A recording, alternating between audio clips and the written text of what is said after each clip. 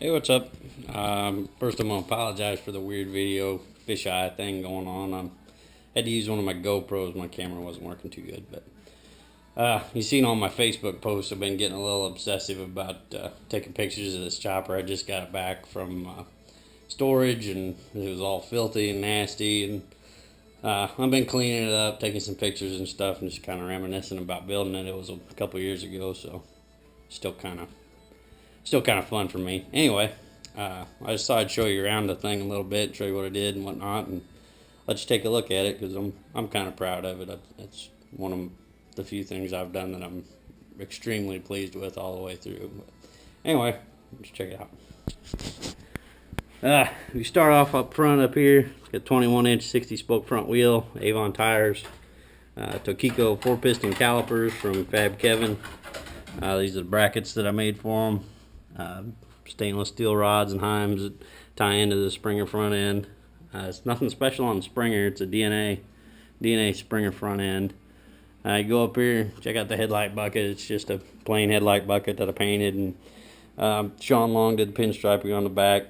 It's got a little switch on it for the brights or whatever. These are the bars. Bars are bars that I made. They're nothing too fancy, pretty straightforward. Just cut these little plugs on them, and welded those in, got them all smoothed out and everything.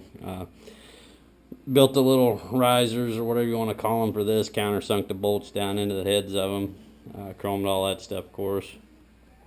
Joker machine controls, nice controls are kind of a big deal on a nice chopper that you plan on riding. I've used cheap like GMA controls before, and they're exactly that. They're absolute junk. They fall apart, leak, and I don't know. It's worth the extra money to spend to have a nice set of controls on them. They're really comfortable. I got the little finger grooves on them and stuff. The grips are Roland Sands grips. I tried thinking of a nicer looking set of grips that I could make that'd still be really comfortable, but I couldn't come up with anything because, of course, I really don't have a way to inset rubber into them without doing something cheesy. These are really comfortable. They grip really good. Your hands don't slide on them. Anyway, they're a real nice grip. One of the things that I kind of conceded on and just went ahead and bought. I guess I skipped the headlight bracket. That's the little bracket that I made for it. Get the headlight down low. I don't like Springers when they got the headlight way up high on them. I think they're kind of goofy looking. It's a 38-degree frame, 4 over front end. It's 4 up, 0 out on the frame. It's Craft Tech. It's a 1 3/8 tubing, I think. The motor's 107-inch S&S. Iron Horse Magazine had S&S build 50 of these motors, and they went ahead and built them. Well, Iron Horse backed out of the deal, so S&S was stuck with all these motors, and they ended up selling them to the public. There's only 50 of them built. I got lucky enough to get one. I think they were for sale for like a day, and I had a guy, one of the guys that bought one actually backed out, and I got the very last one, so that was pretty cool. Red fuel line on it, red clear fuel tubing on it. Nothing really much to say about the motor other than it's a full polished, beast of a 107. I mean, this thing runs pretty hard. It's a lot of fun. Real throaty. The exhaust is all fabricated by me. It was a design that I'd been thinking about for a long time. It was wraps around, the back one wraps around the front one, goes up, turns, goes under the frame, and exits on the opposite side of the bike, which I thought was really cool. It adds to the, 10 pounds in a 5-pound bag kind of thing I got going, which is what I wanted. I don't like bikes that are all glitzy and full of just covers and crap and stuff, all, I don't know. I just really like the mechanical look of everything. I like seeing all the functioning parts. There's not anything on this bike that doesn't serve some sort of purpose. I mean, everything's a function. There's no things that are on there just to look cool, and that's a pretty big deal to me. These are the foot controls that I made. You can see they're just a hand fabricated steel control. They tie over into the frame. They're really rigid. They're mid-control, so they fit me really good because I'm not really all that tall. Plus, with a rigid rear end, if you've got your controls moved back, you can actually use your legs for some suspension. If your controls are up towards the front, you can't really lift up off the bike if you hit a bump or something, you know. So it just makes it a little more comfortable ride and a little easier to handle a longer trip. All the oil lines are all stainless steel tubing, swage lock stainless steel fittings on them. They run down. I've got these little pieces in here. They're kind of a shock absorbing, you know, deal there, so that these fittings or these lines don't crack and break. You need some sort of give in that stuff, so that's what those are. Little chrome grommets over top of them. Some more of the pinstriping on the frame that Sean did. This is a master cylinder and the brake reservoir. Nothing super fancy. It come off of some crotch rocket. I can't remember what kind. But anyway, it's pretty straightforward. The controls just sort of, you know, they're real self-explanatory on how they work. It's got a hydraulic clutch in it. Delrin case, American-made Delrin case. Harley-Davidson 5-speed inside the case. I don't know, the bracketry on the back of the oil filter. I don't know how well you can see it, but it just sort of suspends there. Some more of the pinstriping. Another Tokiko 4-piston on the back. The mounting caliper, mounting bracket that I made for it. Stainless Heim again. Stainless steel brake rotors. Brake light indicators in the banjo fitting right here. This is the bracketry I made for the rear fender. The rear fender's tied in 5 places. You want a rear fender to be extremely rigid, because these things just, they vibrate so much on a rigid frame bike. This stuff will all break if you go making little chintzy little sissy bar that, you know, you expect it to hold up to any sort of ride, and it's just not going to happen. You can see it's tied in down there on the frame. It's tied down here on the frame at the bottom and up at the top. You know, it's really stout. Some more of Sean's pinstriping in there.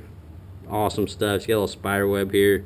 I can't really film it, but on the other side there's a long trail, one pinstripe, and at the very end of it there's a spider hanging down. You can see it if you lay on the ground and look, but I mean, it's really hard to see. Little bitty detail, you know. I mean, this guy's even so far as to pinstripe the back of the oil tank, which the only time you see that is if you actually take the seat off. Pretty cool. Anyway, here's the bracketry on the bottom of the seat. Lots of bolts, you know, just kind of a cool mechanical look on there. Come over, here's the top of the rear fender, you know. The Ed Ross seat design. Me and Sean added to it. Or Christian Marsh, I'm sorry. We added to this. This is Down with the Local Police in German on it. This was the original design from here up, and this stuff wasn't in here. We added these feathers in here, and this deal up here. Well, we went back and forth for a long time trying to decide what we wanted to put in there to fill that space up. So I kind of looked around and figured out that this symbol here is a German Panzer Tank Division insignia. So a little more research, and I come to find out, if you got this X in here with the iron cross on top of it and this T up here, that's actually a German motorcycle recon insignia. So I thought that fit pretty good. I mean, if you notice, this is German flag colors, you know, black, yellow, red. So this stuff all kind of ties in with it. And it's got the brass tail lights. These have got LEDs behind these little brass or stainless steel screens. License plate bracket. The bolt heads are actually drilled out so that the wiring runs through them. Got cloth wiring wrap on the exposed wires, which is kind of a neat, nostalgic look, I think. Looks clean. It's not real ugly. You can see all the little brass grommets that separate the actual bracket from the tag bracket itself. You know, lots of little details like that. Here's where the exhaust exits, the other side of the bike. Again, it's real tight, real good use of space. This stuff's extremely stout too. I mean, it's nothing on this thing is gonna break. It's built to abuse, to ride. And if you know me, then you know I'm gonna abuse it. Anyway, there's an oil tank. My mom carved out the top of this aluminum cap, carved a little oil into the top of it with a little halo on top. Really neat looking. It's got a little brass sight window here for the oil level, and this little valve that I found, this little brass valve, this is for actually draining the oil tank. The bracketry that all amounts to underneath there, I don't know how well you can see it. These Twin Tech 3-ohm coils, really small, really tight, fit in there really nicely. I actually had like an old style Excel coil that I wanted to run in here, but they don't really function that good. They're just kind of cool looking, so I ended up wanting to have a better coil but still have this thing kind of look cool, so I ended up with these. I'm pleased with them. I don't have any complaints about them. They function really well. The yellow ones would have looked a little more muscle car, you know, a little more rough, but these look good too, so I was okay with that. You can see the little brass grommets underneath in here that the oil tank's mounted on top of. It's also got a top mount, rubber mount up top. The oil tank, again, super rigid but rubber mounted. Good solid bracketry on there. If you come down, you can see the shift linkage here moving around. This is actually a brake pedal arm that I turned around backwards, drilled out for the pins, and then splined onto another piece of shaft that I welded onto this here that comes through the primary. You can see all the gussets that I've got welded in there. These are also extremely strong. I mean, you can stand on this with both feet and I wouldn't worry about it a bit. Both sides, this is solid, like 1.125" bar stock. This was solid stock that's only drilled out big enough for the actual rod to go through, that's splined on the other end. The shift linkage, you know, I shimmed this brass out so it drops right on my foot exactly where I want it. You know, you could move this in and out, you could move it back and forth if you wanted to adjust it for somebody else, but that's probably not going to happen. Moving up, come up, this is the motor mount that I made. Ignition, start button, plug wires run through it. It's got a little, I don't know, plate on the bottom of there that's, you know, you don't see the nuts and this and that. They're kind of, there's a big ball of wiring behind there that just sort of needed to be cleaned up a little bit. I mean, it's nothing wrong, it was kind of ugly, so wanted to cover that up. If you go up and look at the bottom of the tank, same 2 grommets on the bottom. You notice there's no mounts on the back of the tank anywhere. That's because the rearward tank mount is actually the front of the seat bracket. The rear tank mount suspends the back of the tank instead of letting it sit. It's actually holding it up. Kind of neat little deal. I wanted to fill in this little area right here with something that was, you know, didn't look like this was wasted space. This space ended up being used. So this is actually tank mount and seat mount. You can see it's got a pin that drops through there. You can pull the seat off, just pull this pin out. And these 2 bolts on the bottom. Pretty slick little deal. Brass petcock, you know, nothing extravagant there. If you go up to the top of the tank, this is some more of Sean Long's pinstriping. I mean, this guy's just unbelievable striper. He worked for probably 8 or 9 hours striping this bike before it got cleared. Did a great job. Perfect colors. You know, the design's exactly what I want, with the, you know, kind of the aggressive sweeps on the top and this and that. And there's a lot of discussion involved in it. This is the gas cap that Mom carved out, whereas the oil cap's got a little halo on it. The S on gas actually has a little devil's tail on the back, so that's pretty cool. Might be hard to see in this video, I don't know, but anyway, these are actually glass windows in each one of these brass grommets, so you can actually see the fuel level in the tank, which is pretty slick. This tank holds almost 5 gallons of fuel, even though it doesn't look that big. There's no tunnel in it, hardly at all. There's like an 1.5-inch tunnel at the front, and it tapers down to nothing at the back, so it holds a lot of fuel. You could go a ways on it if you could tolerate riding a rigid that long. These are British threaded. The American threaded ones are a tapered thread, so when you tighten them down, they still stick out a little bit, and you would see the threads, which I did it once, and I thought it was kind of ugly, so I found these British ones and had to try to come up with a British cap to cap the grommets that were in the tank. Finally came up with that. These have actually got a little seal on the bottom of them. They drop down nice and flush. Look cool. I mean, I was real happy with them. But I don't know. I don't think I've skipped anything else other than the gold chain on the back, because, you know, I'm a gold chainer, so I had to have a gold chain.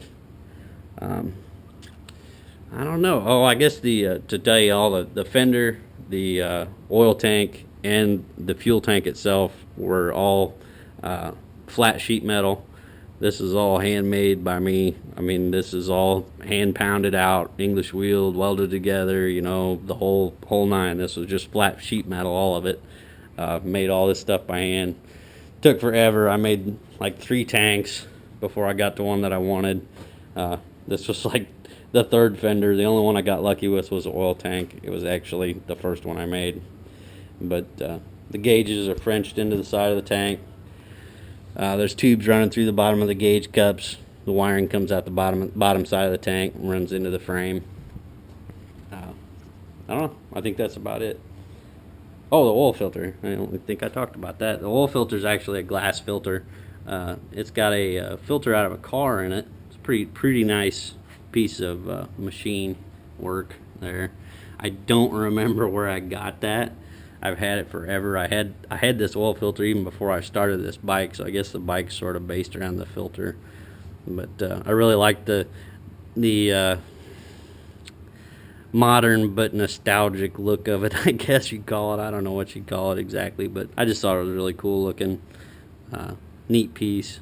Had it forever. Really wanted to put it on the bike. Knew exactly where I wanted to put it. And I don't know if anybody's noticed or not, but there's no battery in sight anywhere. That's because I got the battery actually under the frame. It's a glass-filled battery. It can run on its side. It's underneath the transmission. It's tucked up under there. It's kind of hard to charge because it's kind of hard to get to the fittings, or the bolts, but pretty slick. You can't see it unless you know it's there, you know. But I guess that's about it. Anyway, I just thought I'd give you a little look at it. No virtual tour of the house yet, but we'll probably come around eventually.